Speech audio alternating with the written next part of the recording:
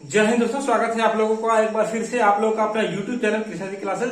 तो आज का हमारा सवाल है कि एक शहर की जनसंख्या पहले वर्ष में 30% बढ़ी और अगले वर्ष में 15% कम हो गई। यदि वर्तमान जनसंख्या 11,050 है तो 2 वर्ष पहले की जनसंख्या कितनी थी। यानी कि ये दिया है कि एक गांव की जनसंख्या पहले साल 30% बढ़ गई, फिर एक साल के बाद से टोटल 15% घट गया, लेकिन जो फिलहाल की जो जनसंख्या है 11,050 है। तो 2 वर्ष पहले जनसंख्या क्या रही होगी, यानी शुरुआत वाला ये वैल्यू पूछ रहा है। तो इस तरीके का सवाल हल करने के लिए देख लेते हैं हम लोग, ऑप्शन देख लेते हैं। पहला क्या है 10,050, 10,000, 99,500 या 99,000। तो इस तरीके का सवाल हल करने के लिए एक बहुत ही शानदार ट्रिक है।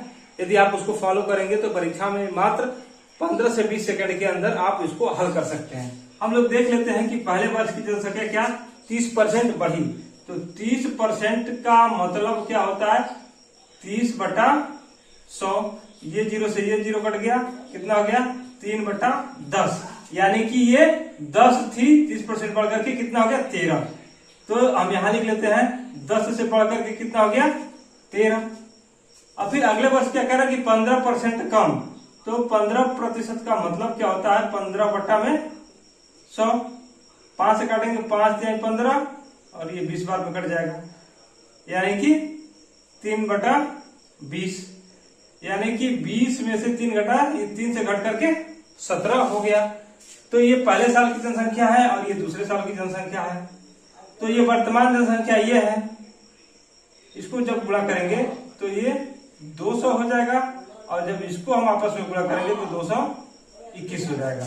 ठीक है, तो ये वैल्यू दिया है, ये 221 जनसंख्या है, ये रेशियो के हिसाब से वर्तमान, और इसी का वैल्यू दिया है 11,050।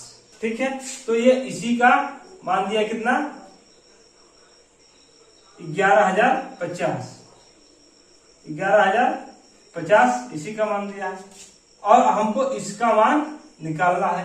तो हम 2 तरीके से कर सकते हैं। आप देख सकते हैं ये कितना गुना बढ़ा है, उतना गुना इसको बढ़ा देंगे तो हमारा आंसर आ जाएगा, और नहीं तो हम ऐसे कर लेते हैं 221 का बराबर कितना 11,050 और हमको निकालना कितने का 200 का।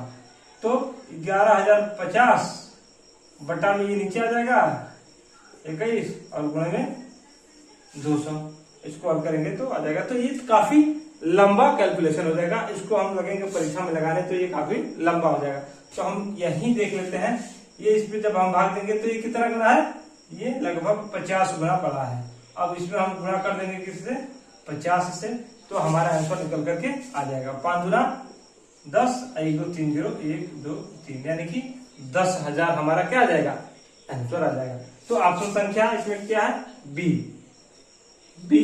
इज द बिल्कुल सही आंसर है। तो देखिए इस तरीके का सवाल जो है हम अक्सर लेकर के आते रहते हैं। यदि आपको ये सवाल टेक्निक अच्छा लगा हो तो प्लीज वीडियो को लाइक जरूर करिएगा और शेयर भी कर दीजिएगा अपने दोस्तों में, अपने ग्रुप के साथ।